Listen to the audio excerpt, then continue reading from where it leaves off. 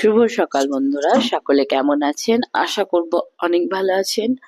আমি সুকৃতি আরো নতুন একটা ভিডিওতে সকলকে জানাই অনেক অনেক শুভেচ্ছা, অভিনন্দন এবং ভালোবাসা। সর্বোপরি আমরা কোথায় এসেছি, কেন এসেছি, আগের ভিডিওতে অনেকেই সেটা দেখেছেন।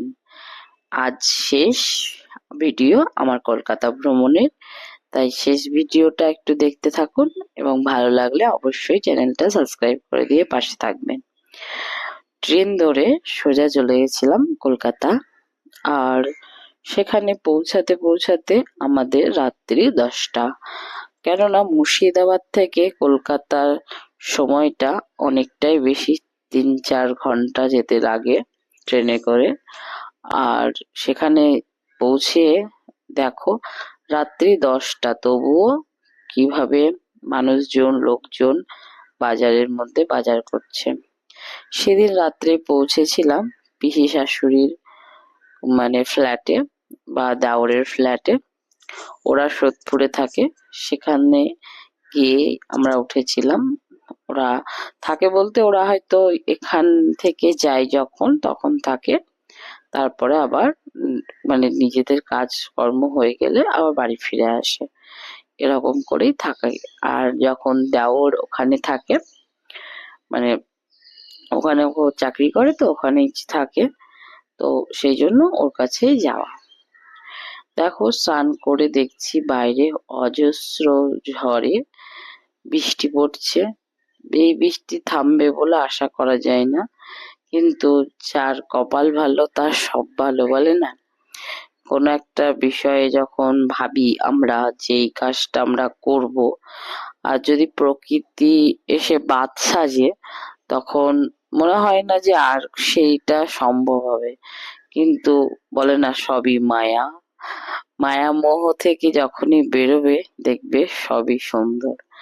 ঠিক দুপুর গড়াতে না গড়াতে বৃষ্টি থেমে কাঠখট্টা রোদে সমস্ত কিছু শুকিয়ে দিল, আর এত বীভৎস গরম দিল যে মানুষ আবার ছাতা নিয়ে বেরিয়ে পড়েছে রাস্তায়। আমরাও সোদপুর থেকে সোজা চলে গেছিলাম শিয়ালদা। শিয়ালদা থেকে আবার দক্ষিণের ট্রেন ধরে চলে গেছিলাম মাঝেরহাট স্টেশন। মাঝেরহাট স্টেশন থেকে নেমে আবার এক্সপ্লেনেটে উঠে মেট্রো ধরে গেছিলাম জোকা। জোকা থেকে আবার টোটো করে গেছিলাম স্বামী নারায়ণ জির অক্ষরধাম মন্দিরে। এটা কলকাতাতেই অবস্থিত। এটা দিল্লির মতো করে তৈরি করেছে, সেটা সুন্দর দেখতে আর খুব ভালোও লাগলো। আমরা সকলেই মেট্রো ধরে তখন যাচ্ছিলাম, আর মেট্রোতে ওঠার একটা সুন্দর মজা বা অনুভূতি আমি প্রথম অনুভব করলাম। এর আগে আমি মেট্রোতে চাপিনি, দেখেছি চোখের সামনে, কিন্তু আমার চেপে কোথাও যাব সেই সৌভাগ্য হয়নি। তো এইবার কলকাতা যাওয়ার সময়তেই বরকে বলছিলাম যে এবার মেট্রোতে একটু চাপাবে।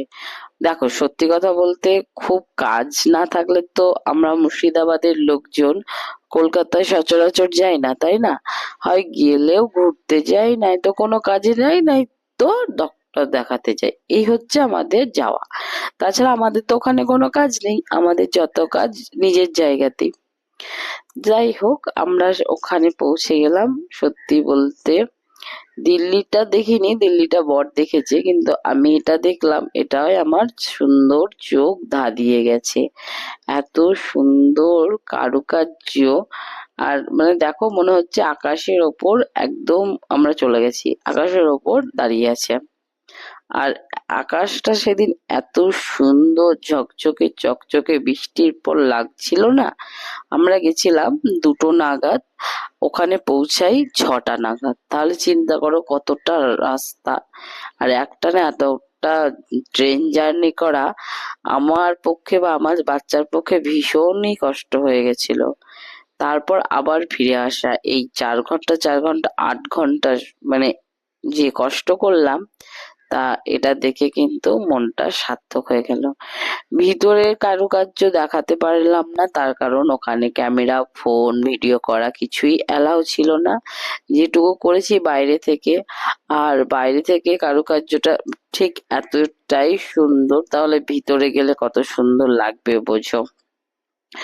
বাইরে থেকে বলতে অনেকটাই দূর থেকে কিন্তু ক্যামেরাটা আমি করেছিলাম, কেননা বেশি কাছে গিয়েও ক্যামেরা করা যাবে না, এরকম ওখানকার নির্দেশাবলী ছিল।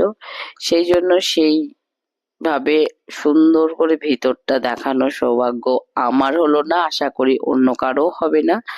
তাই যাদের ইচ্ছা হবে এই ভিডিওটা দেখে অবশ্যই ঘুরে আসতে পারেন, খুব সুন্দর জায়গা। তারপর ওখানে বললাম আবার 4 ঘন্টা জার্নি করে ফিরে এসে সোদপুর বাজার ঘুরে মোটামুটি দেখাশোনা করে আমরা আবার পিসি শাশুড়ির ফ্ল্যাটে ফিরে গেছিলাম। সেখান থেকে রীতিমতো আবার সকালের ট্রেন ধরে বাড়ি ফিরে এসেছি। এই